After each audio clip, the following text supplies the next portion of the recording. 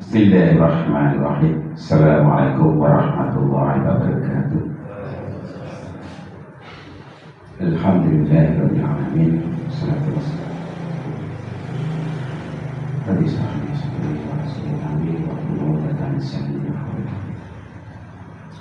Bapak Ibu yang kami hormati, juga adik-adikku yang saat ini sedang sholat subuh.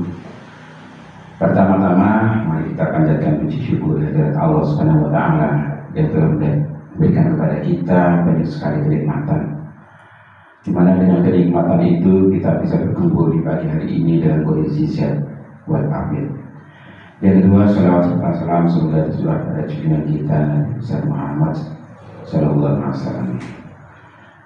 Tadi malam kita sempat bercerita dengan Bapak Syakir Salah Tamir. Kemudian yang di depan adalah yang Imam Mas Sikir, kalau dipanggil Mas Sikir karena saya kenal ketika masih kecil sehingga sangat dekat. Kita menjadi sangat bahagia ketika mendengarkan bacaan tadi malam. Menurut saya paling nikmat ya, paling syahdu, karena walaupun lama dengan intonasi itu menjadikan kita semakin nyaman untuk melaksanakan sholat tarawih. Sepertinya tidak tergesa-gesa, walaupun mungkin ayat-ayat yang dibawakan begitu panjang mungkin ya. Nah, dari situ saya punya ide bahwa pagi ini saya ingin menceritakan tentang seperti yang tadi dilakukan pada saat itu, namanya Bapak Abdul Khairi sebagai orang tua dari Mas Sikir ini yang mendirikan pondok pesantren terbuka Ahad. Kita juga merasa bahagia karena apa? Di rumah kita tidak mengira akan adanya pondok-pondok pesantren yang tentu saja akan mewarnai kehidupan kita di lingkungan ini untuk menjadi lebih baik, insya Allah. Pagi ini saya akan menunjukkan judul yaitu mengenal pondok pesantren lembaga pendidikan tertua di Indonesia. Karena ini sebuah materi ataupun artikel yang saya baca dan menarik, maka saya akan bacakan kembali kepada Bapak Ibu semuanya, semoga bisa memberikan gambaran ataupun kalau sudah pernah mengenal bisa mengingat kembali. Dan bagi adik-adik yang belum mengenal, semoga bisa menjadikan wawasan ataupun tambahan ilmu. Pondok pesantren merupakan bentuk lembaga pendidikan tertua di Indonesia dan hingga saat ini keberadaannya masih sangat diminati oleh masyarakat. Pesantren sendiri dari kata santri, mendapatkan penambahan di depan dan an di akhir, yang berarti tempat tinggal santri, tempat di mana para pelajar mengikuti pelajaran agama. Sementara santri dari kata India yaitu kastri dalam bahasa Sanskerta, yang bermakna orang yang mengetahui kitab suci Hindu pada saat itu.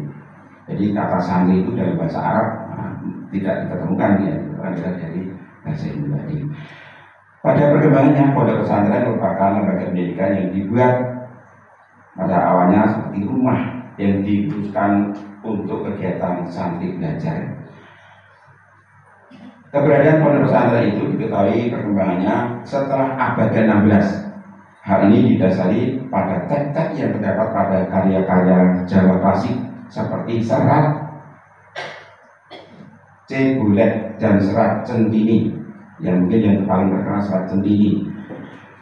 Dalam karya tersebut dijelaskan keberadaan lembaga-lembaga yang mengajarkan berbagai kitab Islam klasik dalam bidang fikih, tasawuf, dan menjadi pusat kegiatan Islam, yaitu pondok pesantren. Mengenai asal-usul pondok pesantren ini ada dua pendapat. Pendapat pertama menyebutkan bahwa pondok pesantren berakar pada tradisi Islam. Pendapat pertama ini ada dua versi. Pertama, pondok pesantren berasal sejak zaman Nabi masih hidup.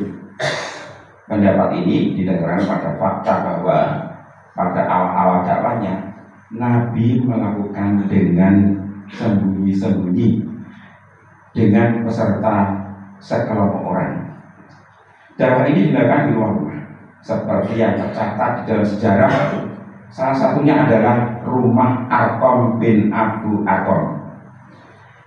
Kemudian versi kedua menyebutkan bahwa pondok pesantren mempunyai kaitan yang erat dengan tempat pendidikan yang khas bagi kaum sufi. Pendapat ini berdasarkan fakta bahwa pondok pesantren awalnya merupakan kegiatan tarekat yang melakukan amalan-amalan zikir dan nilai tertentu.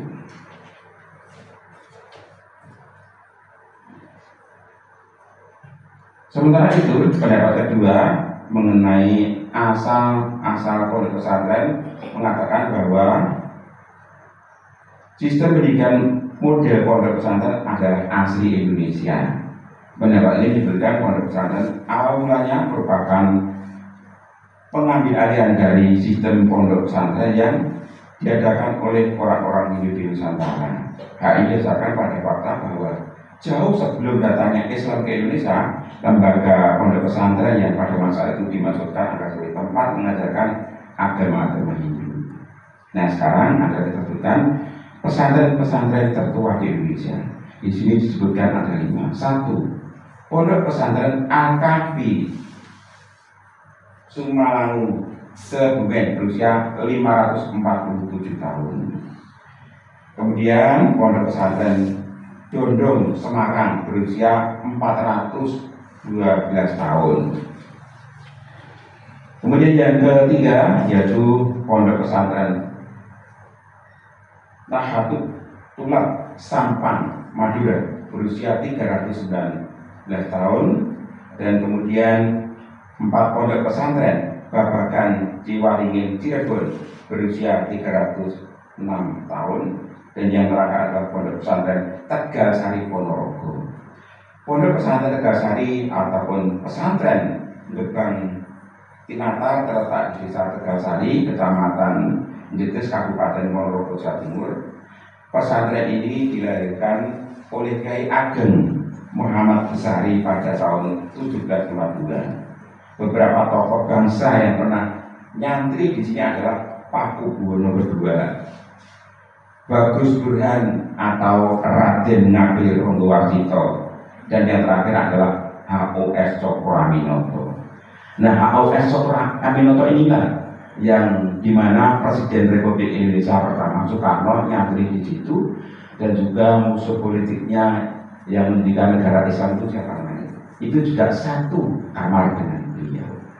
Dan hal ini yang mewarnai maka Indonesia menjadi negara merdeka.